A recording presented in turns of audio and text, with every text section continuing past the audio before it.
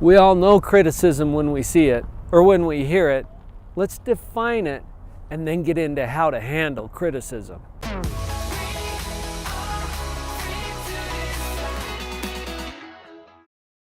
So let's jump right in and start with a definition of criticism. Here's what I found. The expression of disapproval of someone or something based on perceived faults or mistakes. So once again, a little faster. The expression of disapproval of someone or something based on perceived faults or mistakes. Now, you've probably heard about constructive criticism, right? I think that that's an oxymoron, actually.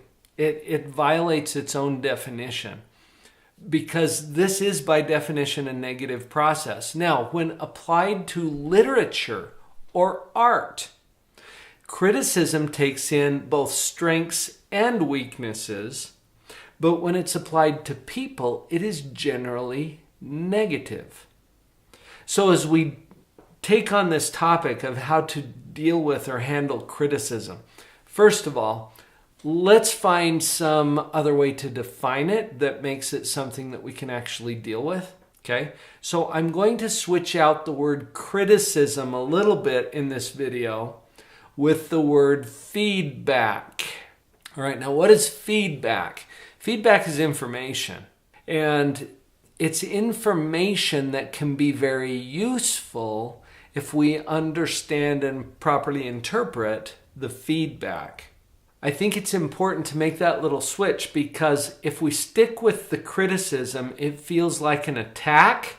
And what is our natural response to being attacked? It's defensiveness, right? We want to put up our shield. And shortly after we put up our shield, we want to draw our sword and do a little bit of a counterattack. So that's the problem with criticism, because it triggers in us a response that is typically not helpful. In fact, check this out.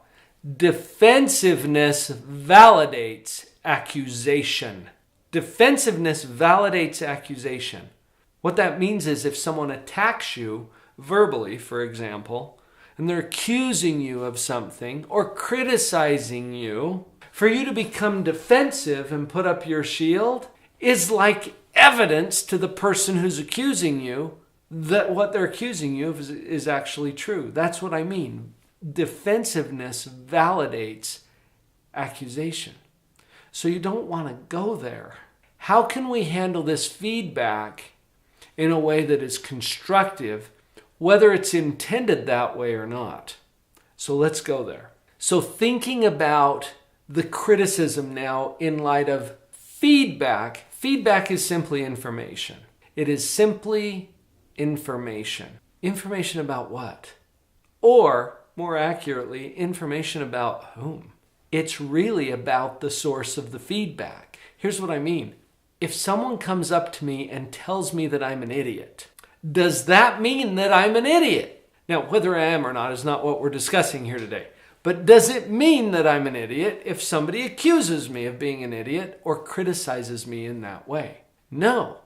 What does it mean?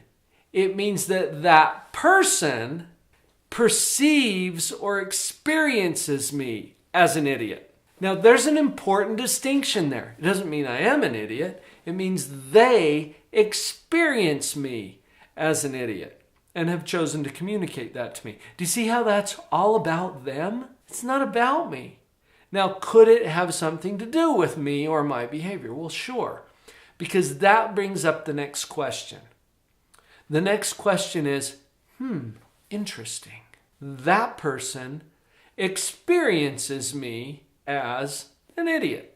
I wonder if there's something about me or my behavior that has that person experiencing me as an idiot. Now, normally we don't go through this whole thought process, do we? No, we just react. And our gut reaction is defensiveness, and defensiveness validates accusation. I once heard that it's better to keep your mouth closed and be thought an idiot than to open it and remove all doubt. Sometimes our defensiveness removes all doubt about whatever it is they're accusing us of. Okay? So instead, we take it as feedback. Interesting. That person is experiencing me as an idiot. What is it about me or my behavior that might have that person experiencing me that way? Now that could be really useful, couldn't it? It might be something that you're just doing habitually or even subconsciously that you didn't even tune into. Might be your body language. It might be your expression on your face. Have you ever had somebody come up to you and say, "Are you okay?" Well, why did they do that? You might be fine, but your face is saying, "Ugh." You've got some expression going on that has them experiencing you that way. Does that make sense to you? I carry around kind of a natural smile. You already know I'm pathologically positive, right? So I normally have, in my resting face, I have this smile. I raise my eyebrows a little bit. I've got a little bit of a smile on my face. That makes people nervous. They think I'm up to something, or they think I'm trying to get their attention. I can't tell you how many times I go to the store and people are like, they're responding to me as if I already know them or that I'm trying to get their attention, and it's just because I carry my face that way. And it's interesting because I don't mean to do that, but that's feedback for me, okay? Something has those people experiencing me in that way. And that's what I mean by that particular step. So you take the time to actually ask yourself that question. What is it about me or my behavior that has them experiencing me this way? Remembering that the feedback is about them and their experience. It may have something to do with you in a useful way. All right, so once we wrap our heads around that particular starting point, what do we do with it then? Receive the feedback with gratitude. This is going to throw people off, but do it anyway. It's kind of fun. Instead of being defensive and putting up your shield, you're simply going to receive the feedback as information. Remember, it's information about them anyway, so it's okay. Take it on. Receive the feedback with gratitude. So you'll say something like this: "Thank you for that feedback." Now, does that sound weird? Just try it and see what happens. Thank you for that feedback. And then you can say something like, "I'll take a look," or "I'll be aware of that now." Something that acknowledges the feedback. It doesn't necessarily commit you to any kind of a change process because you may or may not need it, but you're willing to take a look. And that shows some humility, which is going to serve you well in other ways too, including your relationships. Receive the feedback with gratitude, saying that, yes, I'll take a look at that. And then as you look at it, if it fits, then use it.